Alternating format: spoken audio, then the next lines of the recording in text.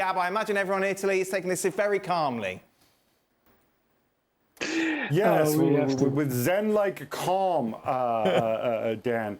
I think there's a couple things to say here. I mean, obviously, the goal should have never been chalked off in the first place, because even if he was offside, he probably was not interfering with an opponent.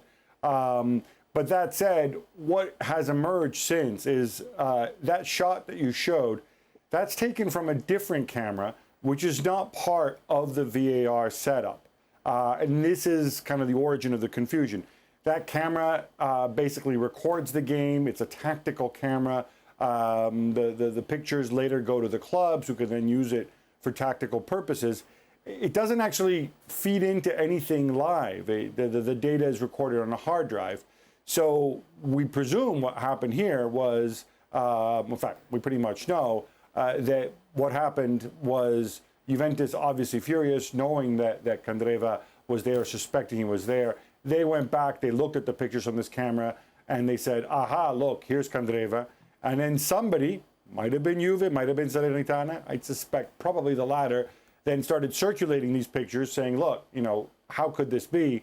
The Italian Referees Association saying, we're sorry, we work with a certain number of cameras for VAR, and we simply aren't connected to this other camera. Like, looking at it just from outside in, Gab, surely there should be just a fixed camera that shows that wide shot just in general, if you're looking at VAR for these exact reasons. Yeah, and this is another element, and this is something that the Referees Association were kind of cagey on.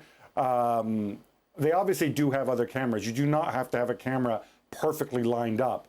So they have a camera at the 18-yard box, and they have a camera in midfield.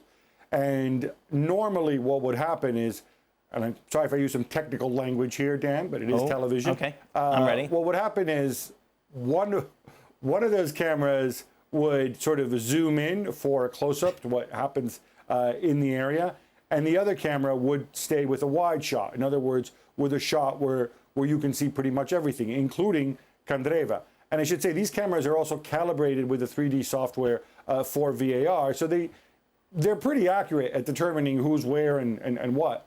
The problem is, it seems on this occasion, both cameramen decided to zoom in, and so all of a sudden, Candreva, who of course was close to the touchline because he was defending the corner, he basically disappeared for the shot, and so they had no idea where this guy was.